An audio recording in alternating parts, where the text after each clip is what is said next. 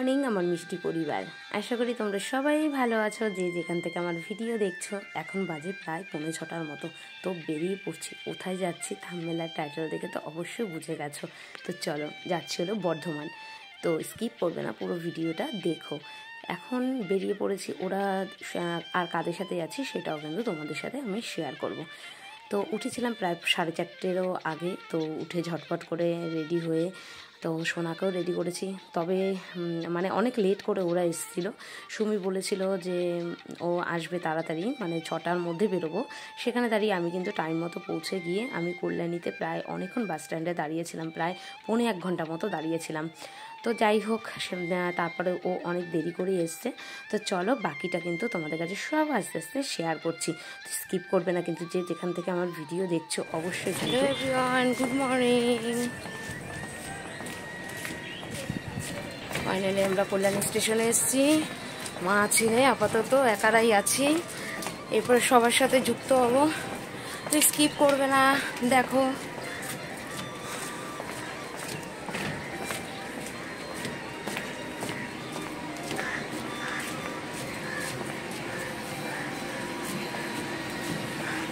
কুয়াশা, এত কিছু দেখা যাচ্ছে না।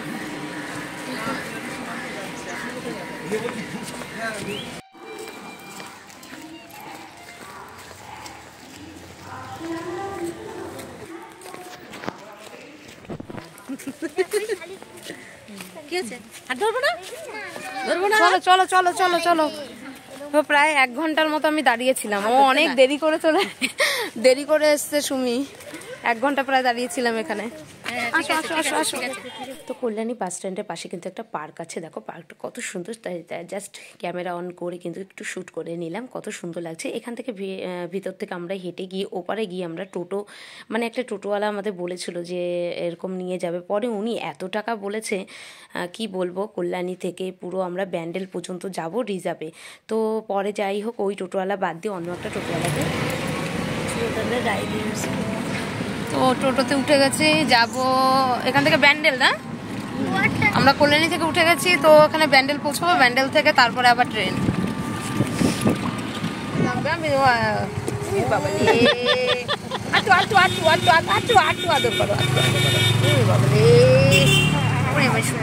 কত আদর, ভাই আদর কর, তুমি তো আদর করো। ভাই দেখে তো তোমাকে আদর করতে পারে।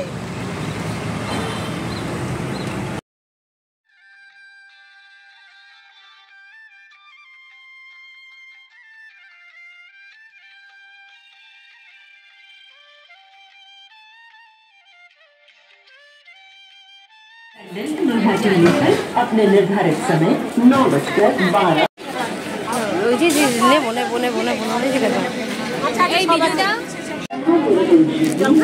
জল খাবে, জল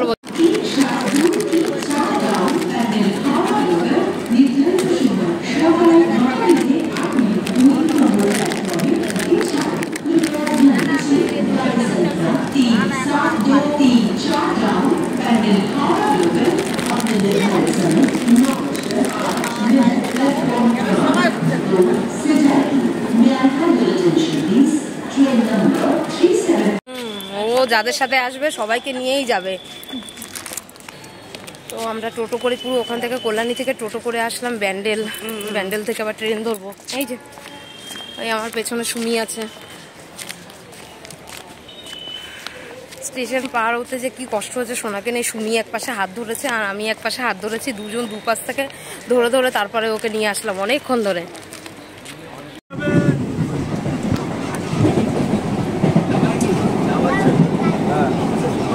আবার কি হলো? কাশি হচ্ছে কেন? তো জলটা খাইয়ে দাও। শুকনো খাবার খেয়েছে না, এখন তো ভাতের টাইম। কি করবো বলো, সেই 4টে বাজে বেরোনো, মানে কত কষ্ট এদেরকে নিয়ে।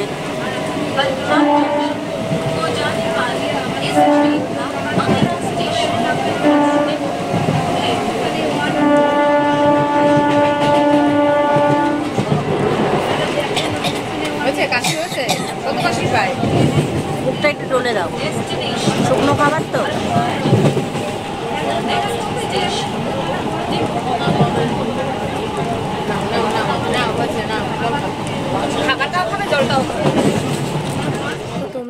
অনেকগুলো ভিডিওতেই কিন্তু আমাকে কমেন্টে বলেছো দিদি ভাই সোনাকে নিয়ে ওখানে একটু যাও, ওখানে একটু যাও। প্রায় মাস 3-4 আগে কমেন্টে বলেছিলে। তো আমি ঠিক এখানে ঠিকানা ঠিক মতো জানতাম না।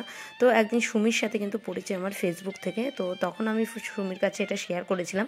তখন সুমি আমাকে বলেছিল ঠিক আছে দিদি ভাই, আমি ঠিকানা ঠিক মতো বের করে তারপরে আমার ছেলেকেও নিয়ে, আর ওর ছেলেও কিন্তু অটিজম, তো একটু একটু কথা বলতে পারে, তো আমার শোনা তো একদমই কথা বলতে পারে না, তোমরা জানো। তো তাই ওই উদ্দেশ্যেই বেরিয়ে পড়েছি।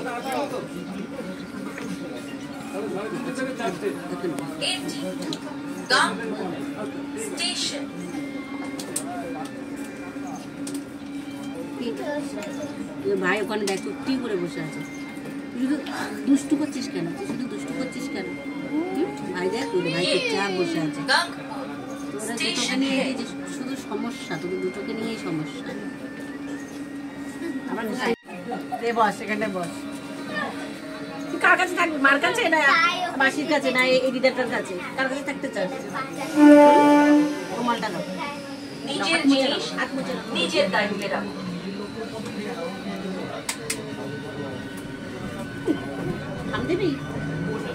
আমি ধরতে না, বর্ধমান জংশন কালো কালো এবার ভিডিও করছি। ভয় পায় আবার, আমার একটু পছন্দ কম করে, ভয় পায়। বসাও বসাও, আমি লাঠিটা নেব। লাঠি নেমে গেছি বর্ধমান স্টেশন। এখন মনে হয় টোটো ধরবো, আমি জানি না, সুমি জানে।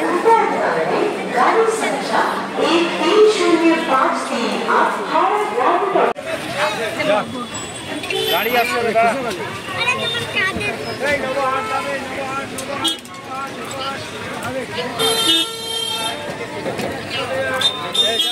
বর্ধমান নেমে প্রায় 30-35 মিনিট লেগে গেছিলো টোটোতে। তো 40 টাকা করে ভাড়া নিয়েছিল আমাদের। তো চলো স্কিপ করো না, দেখতে থাকো। তো জানি না যে উদ্দেশ্যে যাচ্ছি সেটা সফল হবে, কিন্তু এবার দেখো কার কোথায় মুক্তি, কার কোথায় কি হবে সেটা কিন্তু কেউ বলতে পারে না। আর বর্ধমানে এখানে কিন্তু দেখো ভিউগুলো এত সুন্দর ছিল যে আমি ক্যামেরা বন্দি করে রাখলাম, খুব সুন্দর ছিল। আর এখানে মানে প্রচুর জমি, শুধু জমি আর জমি, মানে সব চাষের। আর এখানে সর্ষে ক্ষেত আছে, তো এত সুন্দর ছিল ভিউটা, কি বলবো। আর যখন আমরা ফেরার পথে আমি দেখছিলাম এখানে ফুলকপি, বাঁধাকপি, তারপরে মূলো, এগুলো নিয়ে না রাস্তার পাশেই, জমিগুলোর পাশেই বিক্রি করতে বসে পড়েছে সবাই। মানে বেলা শেষে যখন যাচ্ছিলাম সকালবেলা তখন দেখিনি, আর বসেছিল প্রায় বিকেল করিয়ে, আমরা 4টের পরে বেরিয়েছি, তখন হলো দেখি সবাই রাস্তার পাশে বসা বিক্রি করছিল আর সবাই কিনছিল। আর যেহেতু সব এখানে মানে দূর থেকে সবাই, এটাই কিন্তু মেন রোড, মানে হাই রোড থেকে যাচ্ছিলাম আমরা, তো ওই কারণে হয়তো ওনারা এখানেই বসেছে বিক্রি করতে। আর এখানে বাজার কোথায় আমি ঠিক জানি না, যেহেতু এখানে আমি কোনোদিনও আসিনি, এই প্রথমবার এখানে ঠিকানা নিয়ে এইভাবে সুমি আমি এলাম ছেলেদের নিয়ে।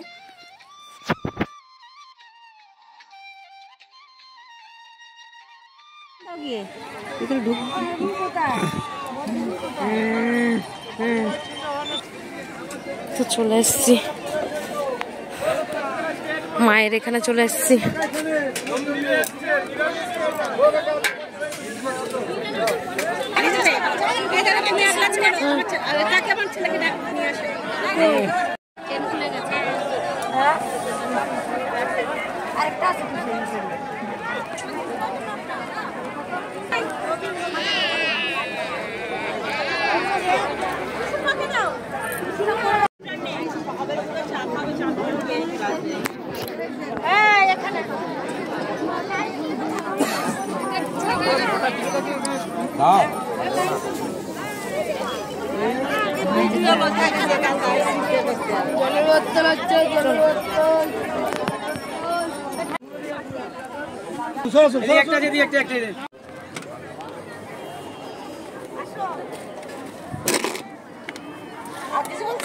না আস্তে আস্তে আস্তে আস্তে, চলো চলো।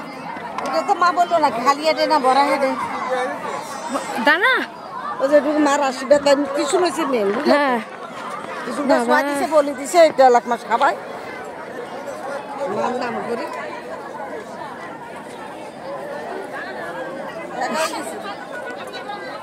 হুম সব দেখা হয়ে গেছে। হ্যাঁ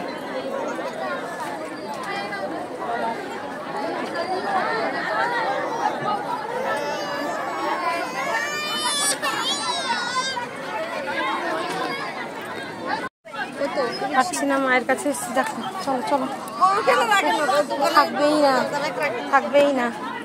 মায়ের কাছে নিয়ে গেছিলাম, যারা খুব অসুস্থ তাদের কাছে মা এসে দেখে যাচ্ছে। ও মা ও মা ও মা,